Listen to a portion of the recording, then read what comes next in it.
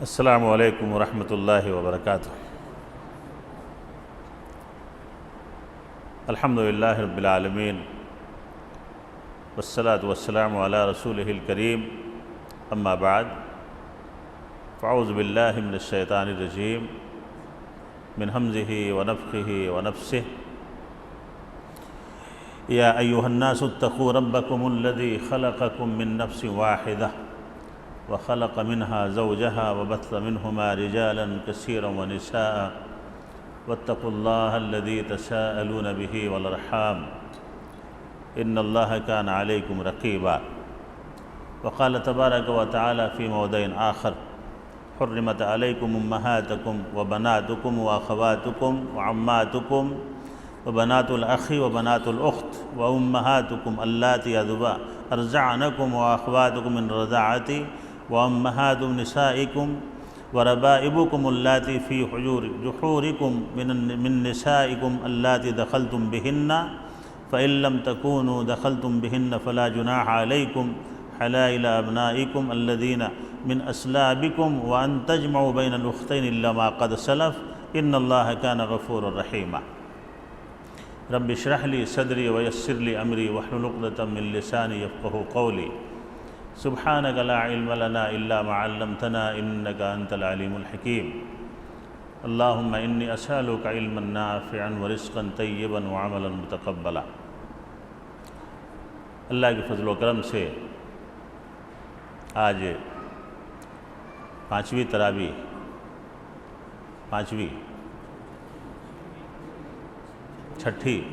چھٹی تراویح پڑھے، پانچواں روزہ مکمل ہو گیا۔ اللہ رب العالمین ہمارے روزوں کو قبول فرمائے۔ رمضان کی ہر ساعت بڑی قیمتی ہے اور بڑا تیزی سے رمضان گزر رہا ہے۔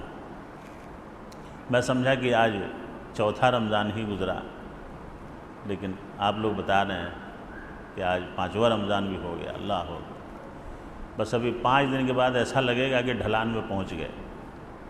ایک ایک ساعت قیمتی ہے، خوب اللہ کو راضی کرنے کی کوشش کریں۔ آج جن آیات کی تفسیر کرنی ہے اس میں سب سے پہلی آیت جو میں نے لی ہے سورہ نساء سے پہلی آیت، جو عام طور سے ہم سنتے ہیں خطبات جمعہ میں، دوسرے پروگرام میں تقریر کرنے والے مولانا لوگ اس آیت کو اکثر پڑھا کرتے ہیں۔ خطبہ نکاح میں کسی کو یاد ہے مکمل آیت یہ؟ یا ایھا الناس اتقوا ربکم الذی خلقکم من نفس واحدہ وخلق منها زوجہا۔ اے لوگو، اس رب سے ڈرو جس نے تمہیں ایک جان سے پیدا کیا، یعنی حضرت آدم علیہ السلام سے۔ وخلق منها زوجہا، اور اسی جان سے ایک اور جان کو پیدا کیا۔ سب سے پہلے عورت کو جنم دینے والا کون ہے؟ مرد ہے۔ مرد کے جسم سے اللہ نے عورت کو پیدا کیا، اور وہ حضرت ارے پٹیل بھائی آپ ادھر آئیے، آپ وہ کھلونا کیوں لے کے آ جاتے ہیں؟ نہ آپ کو وہ سننے دے گی نہ سمجھنے دے گی، یعنی کل سے گھر میں چھوڑ کے آئیے بچی کو۔ حضرت حوا علیہ السلام کو اللہ رب العالمین نے حضرت آدم علیہ السلام کو کس حصے سے پیدا کیا؟ بائیں پسلی سے پیدا کیا۔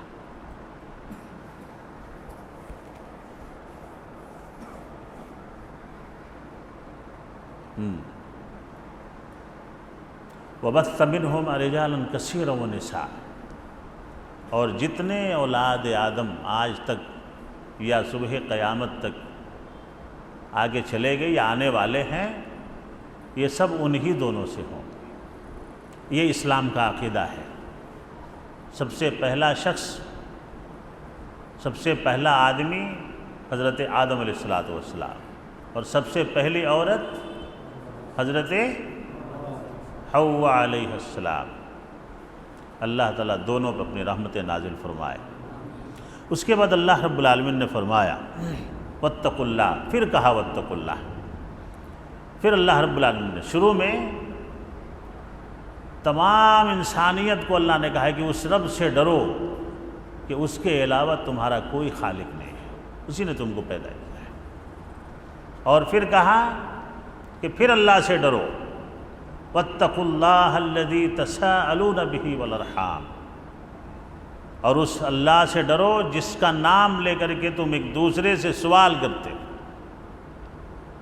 آپس میں ایک دوسرے سے سوال کرتے ہو آپس میں اسی کے نام سے، اور صرف اسی سے ڈرنا ہے اور کسی سے ڈرنے کی ضرورت نہیں ہے۔ اللہ رب العالمین سے اللہ ہمیں تنہائی میں، اجالے میں، تاریکی میں، جماعت میں، ہر جگہ ڈرنے کی توفیق عطا فرمائے۔ جس کا ڈر، جس کے دل میں اس کا ڈر ہو، اس دل میں اور کسی کا ڈر نہیں ہوتا ہے۔ اللہ رب العالمین نے فرمایا ان اللہ کان علیکم رقیبا، اللہ رب العالمین تمہارے اوپر نگہبان ہے، ہر جگہ تمہاری نگہبانی، تمہاری دیکھ بھال، تمہاری دیکھ ریکھ اگر کوئی کرنے والا ہے تو وہ صرف اللہ کی ذات ہے اور کوئی ذات نہیں ہے۔ چلیے، یہ ابتدا درس کی میں نے کر دی ہے۔ اب یہاں پہ ایک ضروری آیت جو مجھے آپ کو سمجھانی ہے آج کے درس میں، اللہ مجھے بھی سمجھنے کی توفیق دے، آپ کو بھی سمجھنے کی توفیق دے۔ رشتہ داری کے بارے میں، شادی کس سے جائز ہے، کس سے حرام ہے۔ چونکہ سورہ نساء ایسی صورت ہے، اس کے بارے میں نے چند باتیں نوٹ کی ہیں کہ یہ چوتھے پارے، پانچویں پارے اور چھٹے پارے تک پھیلی ہوئی ہے۔ اس میں عورتوں کے مسائل، یتیموں کے مسائل، گھریلو مسائل، جنگی مسائل، نکاح کے مسائل، طلاق شدہ کے مسائل، میراث کے مسائل، یہ سارے مسائل و احکام کو اللہ رب العالمین نے اس صورت کے اندر بیان کیا ہے، اور اس کا نام ہے النساء۔ النساء کا مطلب کیا ہوا؟ عورت۔ اور عورتوں کے مسائل کو اللہ رب العالمین نے بڑے بہترین انداز میں اس صورت کے اندر بیان کیا ہے، اسی لیے صورت کا نام النساء۔ یہ مدنی صورت ہے، اس کے اندر 176 آیات ہیں، 23 آیتیں اس کی چوتھے پارے سے ملتی ہیں، اور باقی جو آیتیں 125 آیتیں یہ پانچویں پارے میں ہیں، اور پھر باقی 28 آیتیں چھٹے پارے میں جا کے ملتی ہیں۔ شان نزول کے تعلق سے جو باتیں مفسرین کرام نے لکھی ہیں کہ اسلامی معاشرے کی تنظیم کے لیے جو ہدایات سورہ بقرہ میں نازل ہوئی تھیں، اب مدنی معاشرہ ان سے زائد ہدایات کا طالب تھا، اسی لیے اللہ رب العالمین نے اس سورت کو مدینے میں نازل کیا، مدینے کے ارد گرد میں نازل کیا۔ اور آپ اس سورت کو جو پڑھیں گے، میری آپ سے گزارش ہے کہ آپ اس سورت کو ضرور پڑھیں ایک بار انشاءاللہ، اور تفسیر سے پڑھیں ایک بار اس سورت کو۔ اس میں زندگی کے تمام مسائل کو اللہ نے بیان کر دیا ہے سورہ نساء کے اندر۔ بڑی بہترین سورت ہے، جب اس کا ترجمہ آپ پڑھتے جائیں گے تو آپ کا من نہیں اگتائے گا انشاءاللہ، دل کرے گا کہ پھر ایک بار اس کو پڑھیں، پھر ایک بار اس کو پڑھیں۔ اس کے اندر اتنے احکام بیان کیے گئے ہیں۔ تو آئیے دیکھتے ہیں کہ شادی کس سے جائز ہے، شادی نکاح کس سے جائز ہے۔ اللہ رب العالمین نے فرمایا حرمت علیکم امہاتکم، اللہ نے تمہاری ماؤں کو تم پہ حرام کیا ہے۔ ماں سے شادی کسی حال میں جائز نہیں، اور اسی لیے ماں کی حرمت کا خیال کرتے ہوئے ماں سے پاکیزہ ہستی ہو نہیں سکتی ہے۔ اور سود کھانے والوں کو محمد الرسول اللہ صلی اللہ علیہ وسلم نے اسی لیے ماں کا حوالہ دیا ہے کہ ایک انسان کے لیے ماں سے معزز ہستی ہو نہیں سکتی ہے۔ ماں اپنے پیٹ میں 9 مہینے لے کر کے دھوپ میں چھاؤں میں گھومتی ہے، اپنے خون سے بچے کی پرورش کرتی ہے اور اس کے بعد پیدا ہونے کے بعد بھی دودھ کی شکل میں اپنا خون پلا کر کے تندرست کرتی ہے، اس ماں کی صفت کو اللہ نے بیان کیا۔ اور محمد الرسول اللہ صلی اللہ علیہ وسلم نے بہن کی مثال نہیں دی اور کسی عورت کی مثال نہیں دیا کہ جو آدمی سود کھاتا ہے گویا کہ وہ اپنی ماں سے نکاح کرتا ہے۔ استغفر اللہ، استغفر اللہ۔ اللہ تعالیٰ اگر کوئی اس میں ملوث ہے تو اس سے اسے باہر نکلنے کی توفیق عطا فرمائے۔ ماں سے معزز ہستی، تو ماں سے کسی حال میں چاہے وہ سوتیلی ہو یا سگی ہو، کسی طرح سے شاید جائز نہیں، یہ حرام ہے۔ وَبَنَاتُكُمْ، بیٹیوں سے شادی حرام، بیٹی کسی حال میں بیٹی سے شادی نہیں کر سکتے۔ وَأَخْوَاتُكُمْ، بہنوں سے شادی حرام، سگی بہن، سگی بہن سے بالکل شادی حرام ہے، کسی صورت میں شادی نہیں کر سکتے۔ وَعَمَّاتُكُمْ، باپ کی بہنوں سے شادی حرام ہے۔ عَمَّاتُكُمْ، تمہارے باپوں کی بہنوں سے بھی، تمہاری بہنوں سے بھی حرام، تمہارے والد کے بہنوں سے بھی شادی حرام۔ والد کے بہن کو کیا بولتے ہیں؟ نزدیک بیٹھتے تو جواب دیا کرو۔ پھپھو، پھپھو سے بھی شادی حرام ہے اور ہر صورت میں حرام ہے۔ اس کے بعد اللہ نے کہا وَخَالَاتُكُمْ، ماں کی بہن سے بھی شادی حرام، باپ کی بہن سے بھی شادی حرام، ماں کے بہن سے بھی شادی حرام، کسی صورت میں حرام۔ سوچنا بھی جائز نہیں، کرنا تو الگ ہے، سوچنا بھی جائز نہیں۔ وَبَنَاتُ الْأَخِ، بھائی کی بیٹیوں سے بھی شادی حرام، بھائی کی سگے بھائی یا رضاعی بھائی، یہاں اس کی تفصیل نہیں ہے لیکن احادیث کے اندر یہ تفصیل آئی ہے۔ رضاعی بھائی کی بیٹی سے بھی شادی حرام ہے۔ اگر ہم نے کسی عورت کا دودھ پیا ہے، 5 بار پیا ہے، رضاعت کا مسئلہ بھی بتا دوں، اگر 5 بار دودھ پیا ہے کسی عورت کا، 5 مرتبہ، اور پیٹ بھر کے پیا ہے تو وہ ہماری رضاعی ماں ہو جائے گی، اس سے بھی شادی حرام، اور اس کی بیٹی سے بھی شادی حرام، اس کی بہن سے بھی شادی حرام۔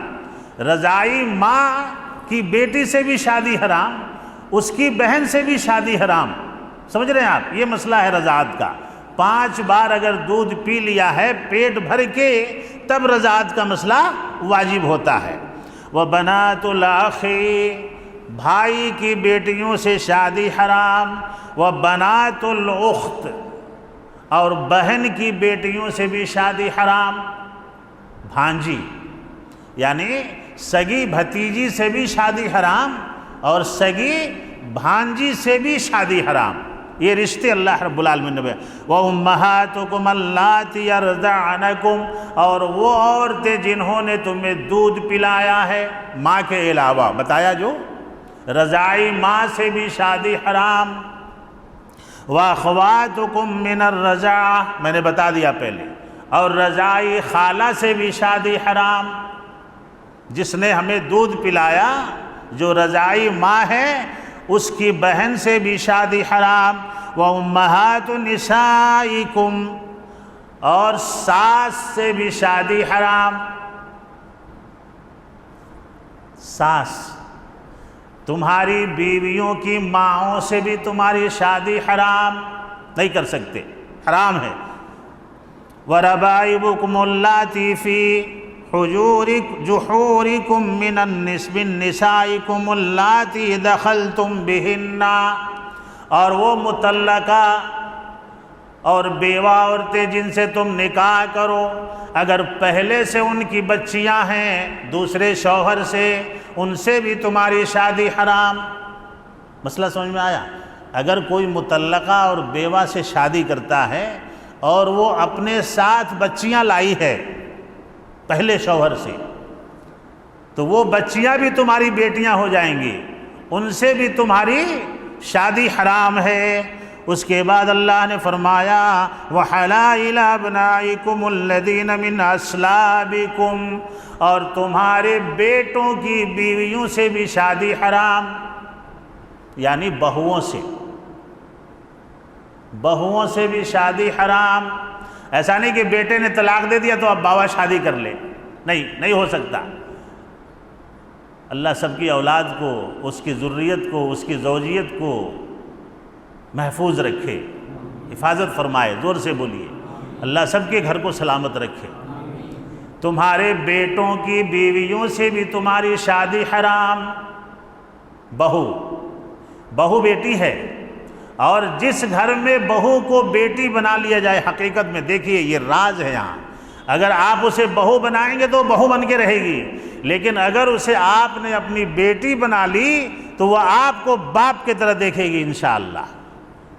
اگر ساس اپنی بیٹی کی طرح اپنی بہو کو بھی اپنی بیٹی بنا لے دل سے، جس طرح اپنی بیٹی کی ساری باتیں مانتی ہے ماں، اگر اسی طرح اپنی بہو کو بھی پیار کرنے لگے، اس سے دلارنے لگے اور اپنی بیٹی کی نظر سے اسے دیکھنے لگے، تو وہ ساس نہیں مانے گی اسے، وہ اسے ماں مانے گی انشاءاللہ، اور وہ مائکے نہیں جائے گی چھوڑ کر کے، وہ کہے گی میری ماں کے پاس رہوں گی، میں مائکے نہیں جاؤں گی۔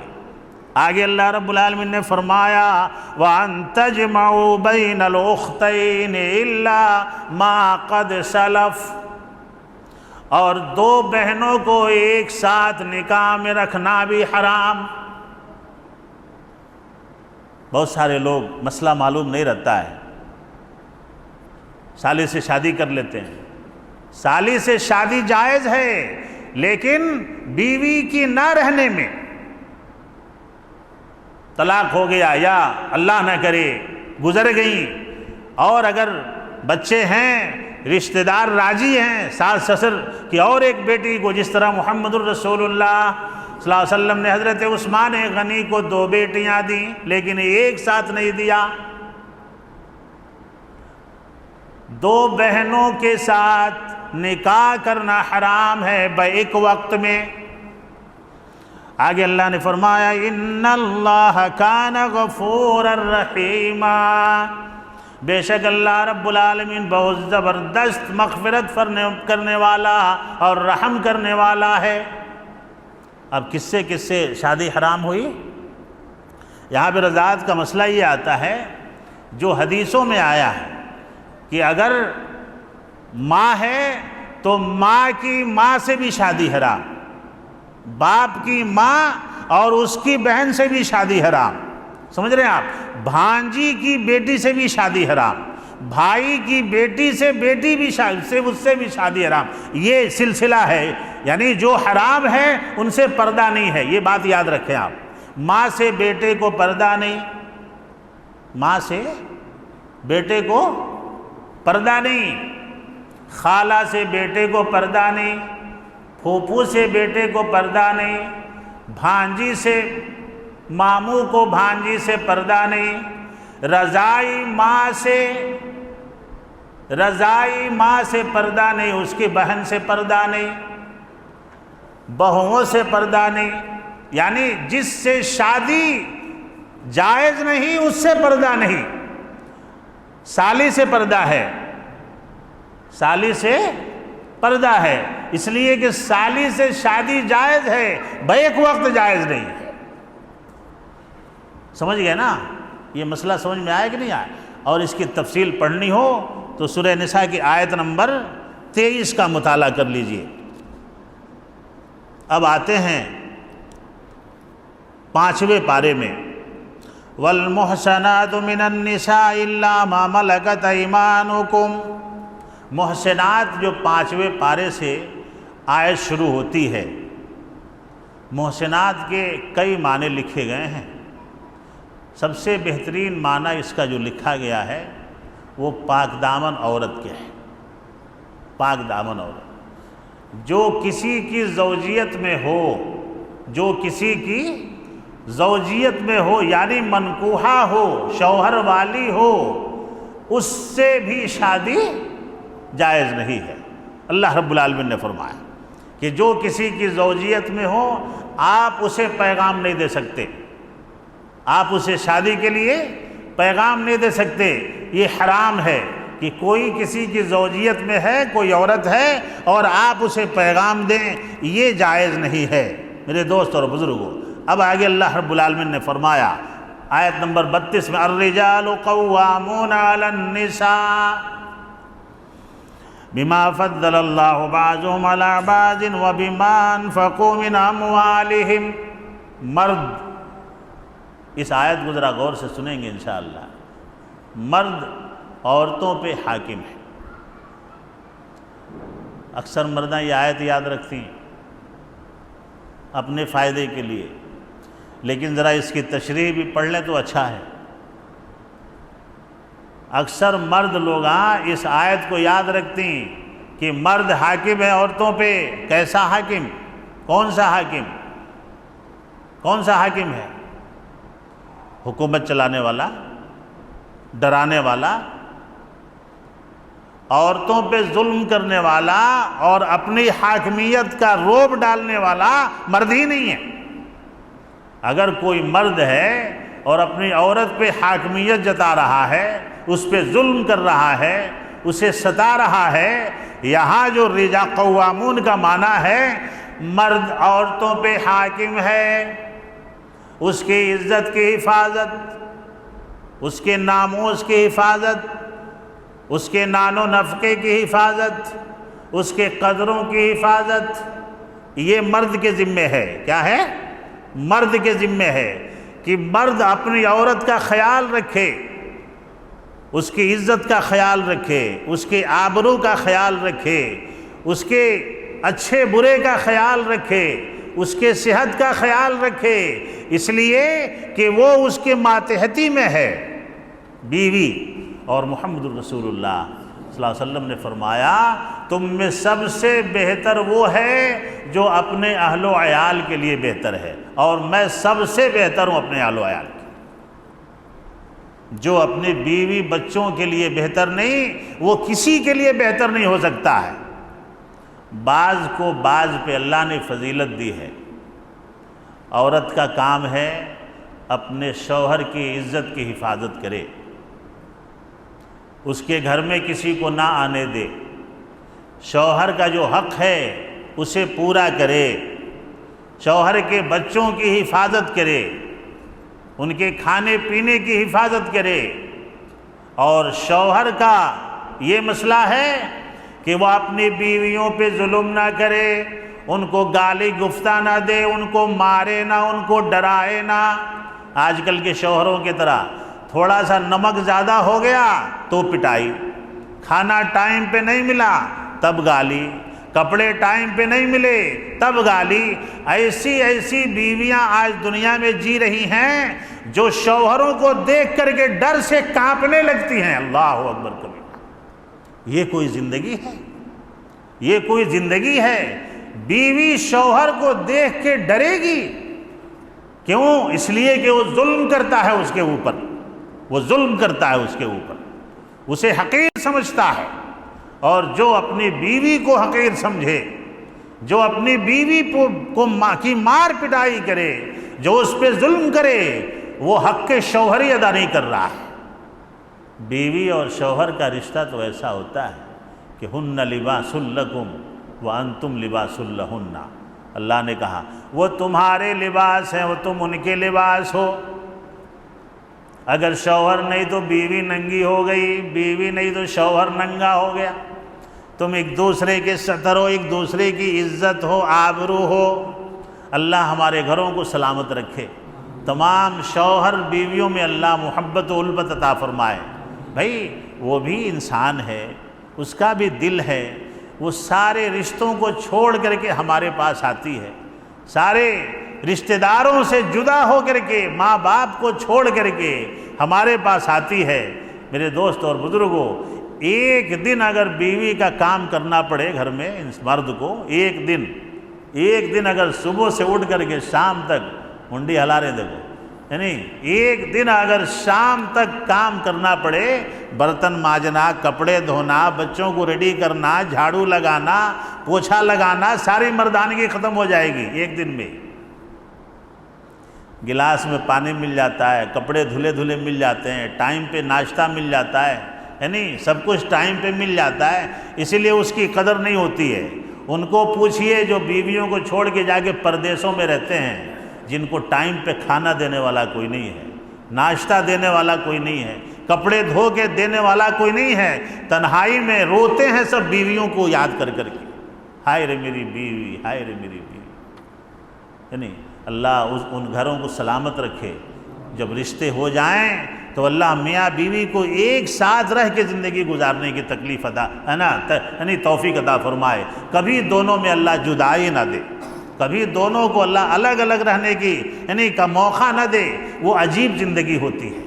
سوکھا روکھا کھا لیں شادی ہو جانے کے بعد، لیکن ساتھ میں رہنے کی کوشش کریں، ساتھ میں رہنے کی کوشش کریں، اس لیے کہ بیوی کا درد شوہر کو معلوم ہے، شوہر کا درد بیوی کو معلوم ہے۔ اور اپنے گھروں کا ماحول اچھا بنائیں۔ میاں بیوی کا جو مسئلہ ہے، بات بات میں غصہ کرنا، بات بات میں چڑ کرنا، شوہر کہاں سے کہ کیا کہ ٹینشن لے کے آگے گھر میں بیوی بچوں پہ نکالتا ہے، ایسا نہیں ہونا چاہیے، ایسا نہیں ہونا چاہیے، یہ سنت کے خلاف ہے۔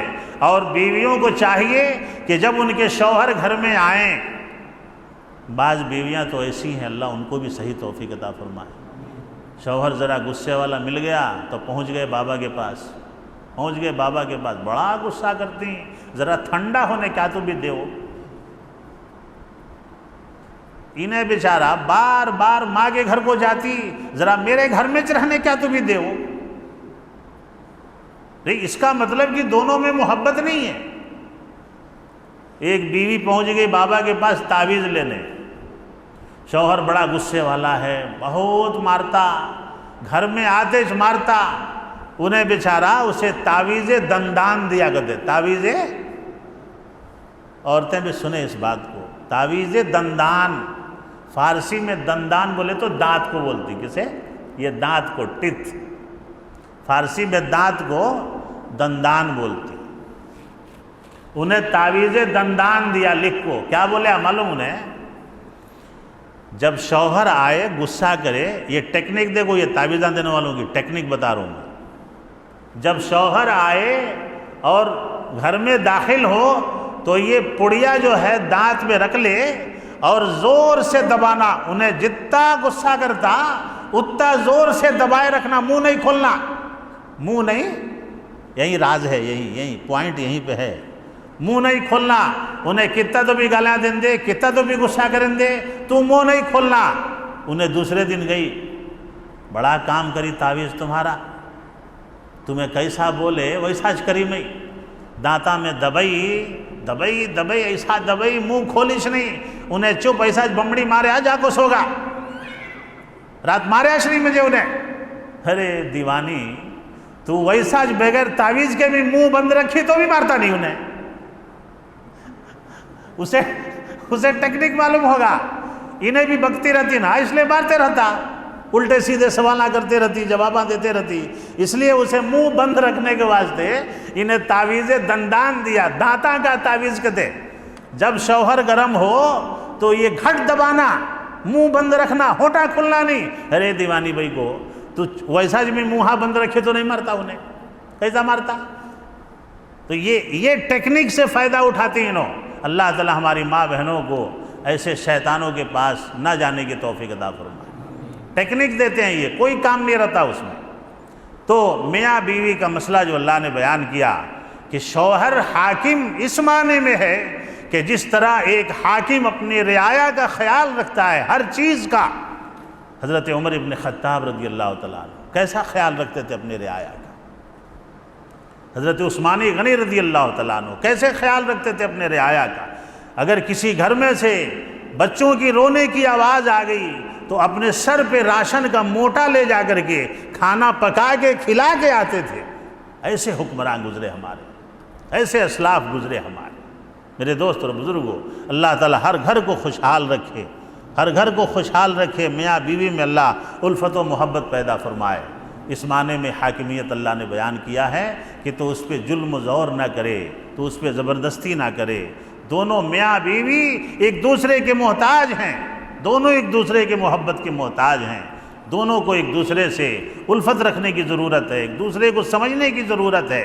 اگر ایک کو غصہ آ جائے تو ایک ٹھنڈا ہو جائے، ایک کو غصہ آ جائے تو ایک ٹھنڈا ہو جائے۔ اللہ رب العالمین ایسی باتوں پہ ہمیں عمل کرنے کی توفیق عطا فرمائے۔ آئیے دیکھتے ہیں کہ اللہ نے سورہ نساء کی آیت نمبر 59 میں کیا فرمایا۔ یا ایھا الذین آمنوا اطیعوا اللہ واطیعوا الرسول واولی الامر منکم فإن تنازعتم فی شیء فردوہ الی اللہ والرسول ان کنتم تؤمنون باللہ والیوم الآخر۔ اے وہ لوگو، اللہ اور اس کے رسول کی اطاعت کرو، اللہ اور اس کے رسول کی اطاعت کرو، اور کسی کی اطاعت نہیں کی جائے گی۔ وہ اولی الامر منکم، اور جو تم میں امر والے ہیں، حکم والے ہیں، ان کی اطاعت کرو۔ لیکن یہاں پہ جو مسئلہ مجھے آپ کو بتانا ہے وہ یہ ہے کہ اللہ کی اطاعت آنکھ بند کر کے کی جائے گی، محمد الرسول اللہ صلی اللہ علیہ وسلم کی اطاعت بھی آنکھ بند کر کے کی جائے گی، بغیر کسی قیل و قال کے کی جائے گی۔ لیکن پیشواؤں کی اطاعت، وَأُولِي الْأَمْرِ مِنْكُمْ، یہ مجھے بتانا ہے۔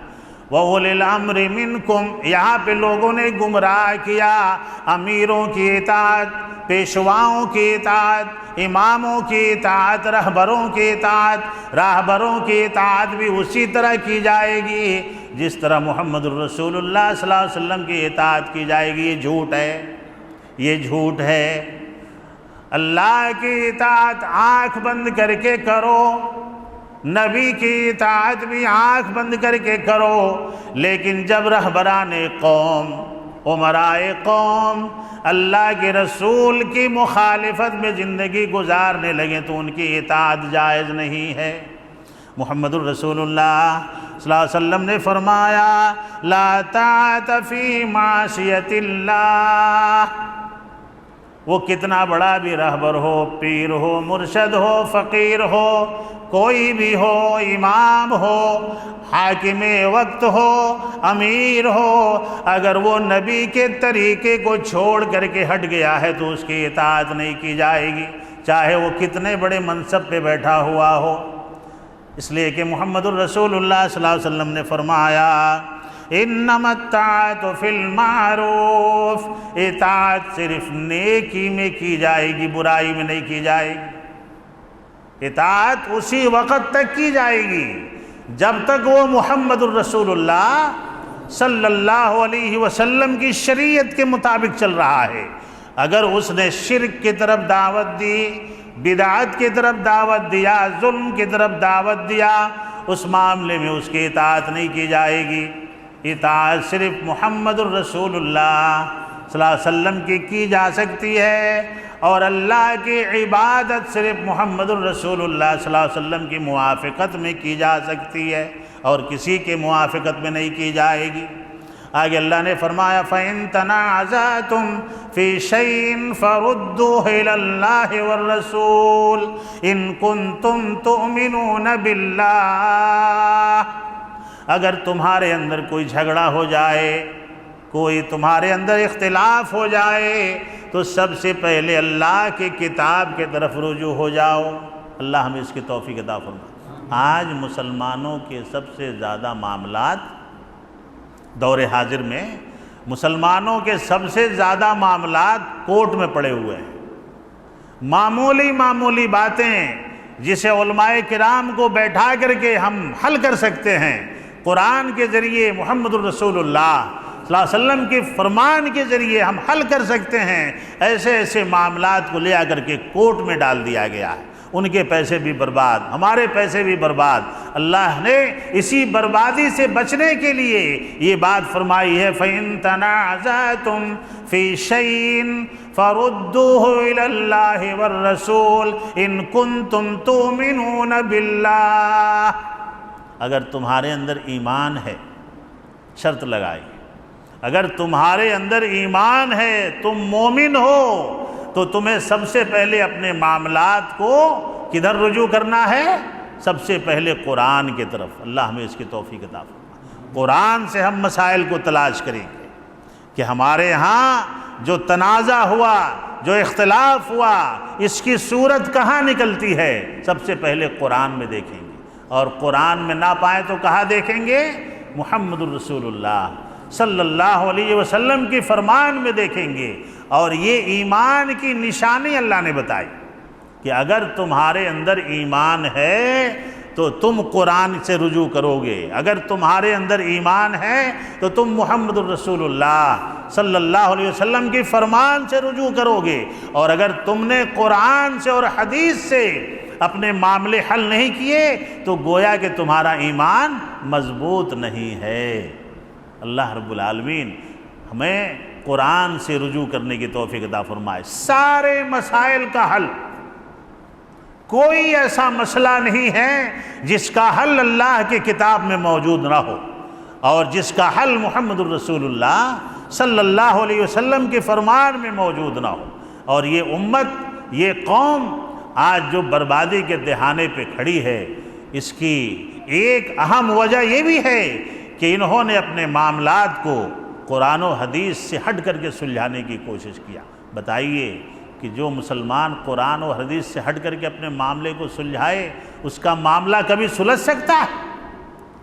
کبھی نہیں سلجھے گا اس کا معاملہ، اور الجھتا جائے گا۔ اس کے دن برباد ہوں گے، اس کے وقت برباد ہوں گے، اس کے پیسے برباد ہوں گے۔ میرے دوست اور بزرگوں، ایک ایسا معاملہ آیا تھا ہمارے سامنے جہاں ہم رہتے تھے۔ کئی سالوں سے وہ معاملہ نہیں سلجھ رہا تھا، کئی سالوں سے اندر ہی اندر معاملہ اتنا سنگین ہو گیا تھا کہ وہ تفصیل میں آپ کو نہیں بتا سکتا۔ 10 منٹ میں وہ معاملہ سلجھا مسجد میں بیٹھ کے۔ کتنے منٹ میں؟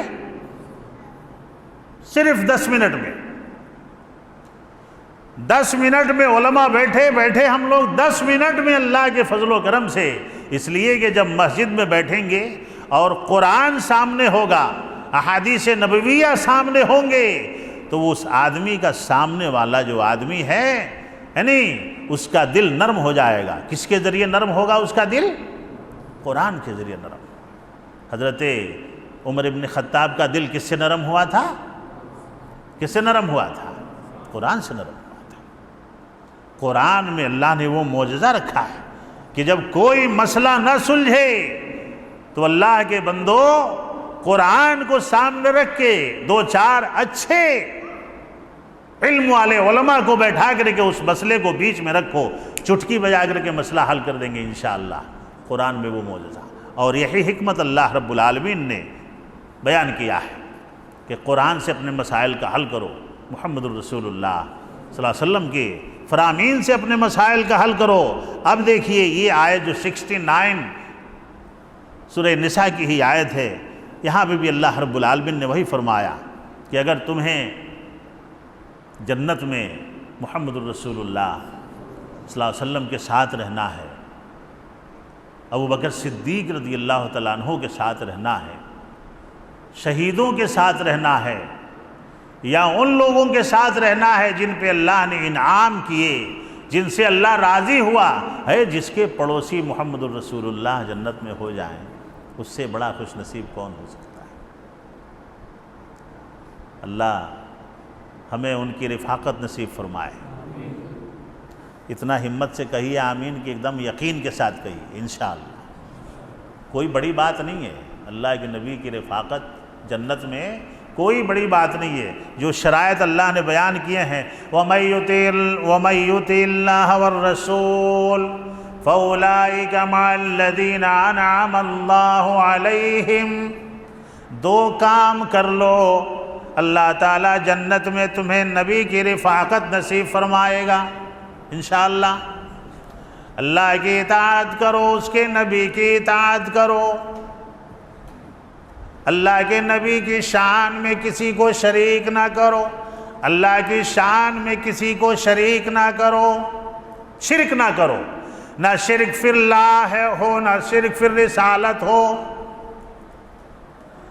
شرک فی اللہ بھی ہے اور شرک فی الرسالت بھی ہے، اللہ کے نبی کے مقام پہ کسی کو بیٹھانا، اللہ کے نبی کی صحیح بات ملنے کے بعد بھی اسے قبول نہ کرنا، یہ شرک فی الرسالت ہے۔ صحیح حدیث مل گئی، پرانی حدیث ہٹا دیں گے، ضعیف ہٹا دیں گے، غریب ہٹا دیں گے، موضوع ہٹا دیں گے، حکایات ہٹا دیں گے، موضوعات روایات ہٹا دیں گے۔ جب صحیح حدیث مل گئی، ہم کوئی ایسا عمل کر رہے ہیں جو قرآن کے خلاف ہے، ہمیں معلوم نہیں، اور جب قرآن کی آیت ہمارے سامنے آ گئی، جیسے کہ ہم سود کھا رہے ہیں مثال کے طور پر، اللہ نے فرما دیا، وہ آیت ہمارے سامنے آ گئی کہ سود حرام ہے، اللہ رب العالمین نے سود کو حرام کیا ہے۔ ہم رشوت کھا رہے ہیں، ہم جہیز لے رہے ہیں، ہم بڈی لے رہے ہیں، دے رہے ہیں، اور بھی بہت ساری چیزیں، کسی کا مال دبا کے بیٹھیں، کسی کا گھر دبا کے بیٹھیں، کوئی اور معاملات ہے جس کے خلاف قرآن کھڑا ہے، محمد الرسول اللہ صلی اللہ علیہ وسلم کا فرمان کھڑا ہے۔ ہم عبادت کر رہے ہیں، نماز پڑھ رہے ہیں، نماز میں معلوم ہو گیا کہ نماز ایسے پڑھنی ہے، نماز میں یہ عمل کرنا ہے۔ ہم حج کو جا رہے ہیں، عمرے کو جا رہے ہیں، ہمیں معلوم ہو گیا کہ محمد الرسول اللہ صلی اللہ علیہ وسلم نے ایسے عمل کیا، ایسے حج کیا، ایسے سعی کیا، ایسے طواف کیا، اور اس کے بعد ہم نے اسے فوراً قبول کر لیا۔ یہی ہے وَمَن يُطِعِ اللَّهَ وَالرَّسُولَ۔ اگر ہمیں صحیح بات معلوم ہو گئی اور پھر ہم نے غلط چیز کو نہ چھوڑا، کس کی محبت میں؟ ہمارے امام صاحب ویسا بولی، میں ویسا حج کرنے والا، تو امام صاحب کو کس کی رسالت میں شریک کر دیا؟ بولیے، یہ ڈھکی چھپی بات نہیں بتا رہا ہوں، ڈرنے کی ضرورت نہیں ہے، بولیے۔ اگر امام صاحب کی مسجد کے امام صاحب کی بات کو محمد الرسول اللہ صلی اللہ علیہ وسلم کی بات پہ مقدم کر دیا تو کس میں کس کو شریک کیا؟ اب 8 رکعت تراویح پڑھ رہے ہیں، محمد الرسول اللہ صلی اللہ علیہ وسلم سے کتنے رکعت ثابت ہے؟ کتنے رکعت ثابت ہے؟ 8 3، اس سے زیادہ اللہ کے نبی نے نہ رمضان میں نہ غیر رمضان میں، صاف واضح دلائل موجود ہیں، واضح، کسی طرح کا کوئی شک نہیں، حدیث مرفوع بھی ہے، متصل بھی ہے، صحیح بھی ہے، کہیں کوئی شک نہیں ہے کہ محمد الرسول اللہ صلی اللہ علیہ وسلم نے 8 رکعت اور 3 رکعت، عموماً آپ کا عمل یہی ہے۔ اب اس کے بعد کوئی کہے کہ فلانے گاؤں میں اتنا رکعت، فلانے کنٹری میں اتنی رکعت، فلانے امام صاحب اتنی رکعت، میں نہیں پڑھوں گا۔ ارے تمام ائمہ جو گزرے ہیں، جن بڑے بڑے محدثین، امام ابو حنیفہ رحمہ اللہ کا قول ہے اذا صح الحدیث فہو مذہبی، جب صحیح حدیث آ جائے تو وہی میرا مذہب ہے، وہی میرا مسلک ہے، میں وہی مانوں گا۔ اور یہی یہ نبی نبی نبی نبی نبی نبی کرنا یہ اطاعت نہیں ہے۔ اللہ اللہ اللہ اللہ اللہ اللہ، وہ جاتے ہیں نا چلے میں، اللہ اللہ اللہ، یہ اللہ کی اطاعت نہیں ہے۔ اللہ کی اطاعت دیکھیں، کبھی میں دیکھا ہوں وہ منڈی جھٹکتا ہے سب، وہ اسٹائل کہاں سے معلوم سے کہاں سے سیکھتے ہیں سب۔ میں تو ڈر گیا ایک بار یار، ہمارے گاؤں میں یعنی انہیں رات میں کیا کر رہا ہے، اسے کون سا شیطان پکڑیا مسجد میں کون سا شیطان پکڑیا اسے، ایسا بیٹھا ہے چلا لگا کو اللہ اللہ کر رہا، ارے اسے کیا ہو گیا، اللہ کا نام بھی صحیح نہیں لے رہا، اسے دیوانہ ہوا انہیں، کون کی دیوانہ کرے ایسے؟ تو کیا ہے کہتے ہیں وجد میں آیا، کہتے ہیں وجد میں، ویڈیوز دیکھ لیجئے، وجد میں آ کو ڈانس کرتی ہیں، سر پہ ہاتھ رکھو، یہ وجد ہے۔ انہیں اللہ اللہ کتنا اچھا نام ہے، اللہ اکبر، کیا ہے انہیں بیٹھ کو ہاں ہاں ہاں کر رہا، ارے اسے کیا ہوا، رے دیوانہ ہوا، نہیں کہتے بولیں گے تھے امیر صاحب، یہ امیر صاحب بولیں گے تھے۔ سب سے بڑا امیر کون ہے؟ کون ہے سب سے بڑے امیر؟ سب سے بڑے امام کون ہیں؟ ارے ہم خوش نصیب ہیں کہ دنیا والوں نے جسے امام بنایا تم اسے امام مانتے ہو، اور پورے کائنات کے رب نے جسے امام بنایا ہم اس کی اسے امام مانتے ہیں، جنہوں نے انبیاء کی امامت کی۔ ہم ان کے علاوہ کسی کو مانتے ہی نہیں ہیں۔ ہمارے والد صاحب بھی اگر کوئی بات بولیں گے شریعت میں، اور اگر محمد الرسول اللہ صلی اللہ علیہ وسلم کے خلاف ہے تو ہم اس بات کو نہیں مانیں گے۔ یہ ہے وَمَن يُطِعِ اللَّهَ وَالرَّسُولَ کہ جب اللہ کی بات آ جائے سر جھک جائے، جب محمد الرسول اللہ صلی اللہ علیہ وسلم کی صحیح حدیث آ جائے تو سر جھک جائے۔ تو اللہ کے نبی نے رمضان میں کبھی بھی 20 رکعت تراویح، بول دیجئے 20 رکعت تراویح اللہ کے نبی نے اللہ کی قسم نہیں پڑھی ہے، کبھی نہیں پڑھی۔ اور آج جب بات آتی ہے تو لوگ کہتے ہیں کہ فلانے امام کا قول ہے، فلانے امام کا قول ہے۔ ارے کائنات کے امام سے بھی بڑا کوئی امام ہو سکتا ہے؟ محمد الرسول اللہ صلی اللہ علیہ وسلم نے اگر تم اللہ کی اطاعت کرو، نبی کی اطاعت کرو۔ صحابہ بیٹھے تھے، یہ آیت نازل ہونے سے پہلے کہ اللہ کے نبی ہم جب اپنے بچوں میں چلے جاتے ہیں تو آپ کی یاد آتی ہے تو ہم دوڑے چلے آتے ہیں آپ سے ملاقات کرنے، یہاں تو ہم آپ سے مل لیتے ہیں، جنت میں تو آپ بڑے اونچے مقام پہ ہوں گے۔ اللہ اکبر، کیا تڑپ تھی صحابہ کرام، جنت میں تو ہم الگ ہوں گے، آپ الگ ہوں گے، ہے نہیں؟ اللہ کے نبی محمد الرسول اللہ صلی اللہ علیہ وسلم بیٹھے تھے، جبرائیل آ گئے یہ آیت لے کر کے، جبرائیل آ گئے یہ آیت لے کر کے، کہا کہ خوشخبری سنا دیجئے، اگر آپ کی کوئی اطاعت کرتا ہے دنیا میں، المرء مع من احب، محمد الرسول اللہ صلی اللہ علیہ وسلم نے فرمایا المرء مع من احب، دنیا میں جو جس سے محبت کرے گا قیامت کے دن اللہ تعالیٰ اسی کے ساتھ اسے رکھے گا۔ اللہ، اگر کوئی اماموں سے محبت کرے اللہ ان کے ساتھ انہیں رکھے گا، اور جو ہمارے امام سے محبت کرے اللہ اسے ہمارے امام کے ساتھ رکھے گا۔ امام الانبیاء، امام الاولین، امام الآخرین، محمد الرسول اللہ صلی اللہ علیہ وسلم۔ صحابہ کیا تھے؟ صحابہ کرام جب امام صاحب لوگ نہیں آئے تھے تو صحابہ کا کون سا مسلک تھا؟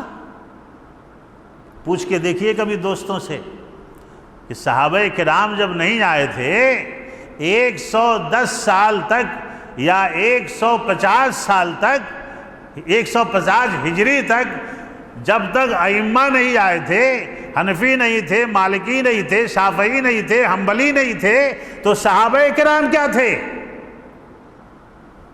وہ تو مالکی، حنبلی، شافعی نہیں تھے، صحابہ کرام کیا تھے؟ کوئی ایک جواب دے دیجئے آپ۔ محمدی تھے۔ اللہ تعالیٰ آپ کے علم میں برکت عطا فرمائے۔ صحابہ کرام کیا تھے؟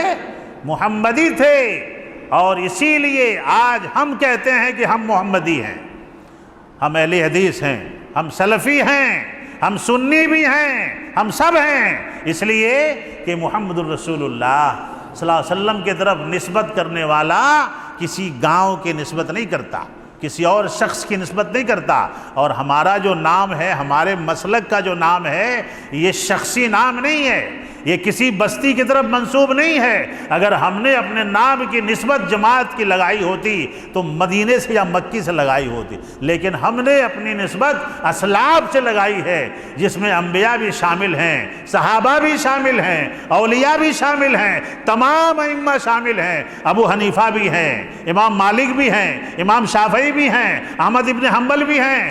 ہم نے اسلاف کہہ دیا تو سب کو شامل کر لیا، لیکن سب سے اوپر کون ہے؟ محمد الرسول اللہ صلی اللہ علیہ وسلم۔ محمد کے بعد ہی کسی کی بات چلے گی، محمد کے اوپر کسی کی بات نہیں چلے گی ہمارے پاس، صلی اللہ علیہ وسلم، اللہ ہمیں توحید، شرک فی التوحید سے بھی بچائے اور شرک فی الرسالت سے بھی اللہ ہماری حفاظت فرمائے۔ کیا ہوگا ان کے ساتھ؟ انعم اللہ علیہم من النبیین والصدیقین والشہداء والصالحین وحسن اولئک رفیقا۔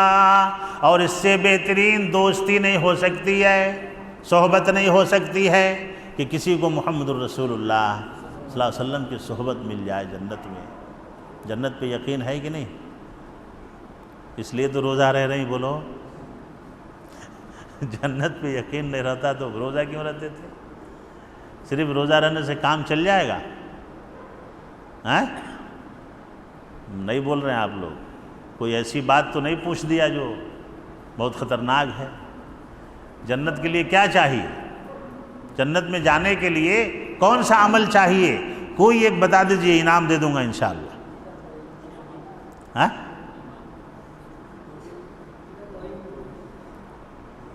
جنت میں جانے، ایک جواب، گھومنا نہیں ہے، جو شرعی بھی ہو۔ جنت میں جانے، ارے شرک والے یعنی وہ چھوڑیے، ایک ایسا جواب دے دیجئے جو شرعی بھی ہے انشاءاللہ۔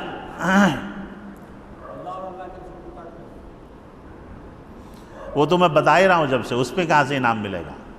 جو میں نہیں بتایا ہوں اب تک، ایک جواب دیجئے کوئی، نہیں تو کہیے کہ دیجئے آپ جواب۔ جنت میں جانے کے لیے اللہ کی رضا چاہیے۔ کیا چاہیے؟ پرسوں شعر پڑھا تو تھا، مجھ کو نہ شوق حور ہے نہ خواہش انگور ہے، تیری رضا منظور ہے تجھ بن نہیں کوئی میرا۔ اللہ جس سے راضی ہو جائے گا وہ جنت میں چلا جائے گا۔ کوئی اپنے عمل کی بنیاد پہ جنت میں نہیں جائے گا جب تک اللہ راضی نہیں ہو جائے گا، یہ جواب یاد رکھیے گا۔ اور اللہ راضی اس سے ہوگا جس نے اللہ کی عبادت محمد الرسول اللہ صلی اللہ علیہ وسلم کے سنت کے مطابق کیا ہوگا، اس سے اللہ راضی ہوگا۔ آئیے آگے دیکھتے ہیں۔ 11 اللہ اکبر کبیرہ، اللہ اکبر کبیرہ۔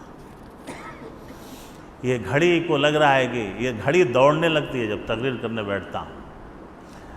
وَمَن يُشَاقِقِ الرَّسُولَ مِن بَعْدِ مَا تَبَيَّنَ لَهُ الْهُدَىٰ وَيَتَّبِعْ غَيْرَ سَبِيلِ الْمُؤْمِنِينَ، اور حق واضح ہونے کے بعد بھی بڑی بہترین آیت تھی، اس کو تو سمجھانا اتنا ضروری تھا۔ اللہ رب العالمین وقت میں برکت عطا فرمائے، یعنی جو حق واضح ہونے کے بعد بھی غیر مومنین کے راستے کی اتباع کرتے ہیں، اور یہاں مومنین سے مراد صحابہ کرام ہیں جو قرآن کے نزول کے وقت محمد الرسول اللہ صلی اللہ علیہ وسلم کے ساتھ تھے، قرآن آپ سے سیکھ رہے تھے، قرآن آپ سے سمجھ رہے تھے۔ حق واضح ہونے کے بعد بھی بدعت کیا ہے، شرک کیا ہے، توحید کیا ہے، سنت کیا ہے، گمراہی کیا ہے، ضلالت کیا ہے، یہ واضح ہونے کے بعد بھی، سمجھ میں آنے کے بعد بھی اگر کوئی غیر سبیل مومنین کا راستہ اختیار کرتا ہے تو اللہ تعالیٰ کہتا ہے نُوَلِّهِ مَا تَوَلَّى وَنُصْلِهِ جَهَنَّمَ وَسَاءَتْ مَصِيرًا، ہم اس کو اسی راہ پہ ڈال دیتے ہیں۔ جو آدمی جان بوجھ کر کے شرک کے راستے پہ جائے، گمراہی کے راستے پہ جائے، بدعت کے راستے پہ جائے، اللہ نے کہا نُوَلِّهِ مَا تَوَلَّى، ہم اس کو اسی شیطان کی راہ پہ ڈال دیتے ہیں۔ وہ سمجھتا ہے کہ میں جا رہا ہوں، لیکن اللہ تعالیٰ اسے گمراہ کر دیتا ہے، وہ ہدایت یافتہ نہیں ہو سکتا ہے۔ وَسَاءَتْ مَصِيرًا، اور اس سے بری جگہ نہیں ہے جہاں میں ڈالوں گا، جہنم میں ڈالوں گا اسے۔ اللہ رب العالمین حق واضح ہونے کے بعد ہمیں حق کو پہلی فرصت میں تسلیم کرنے کی توفیق عطا فرمائے، یہ بہت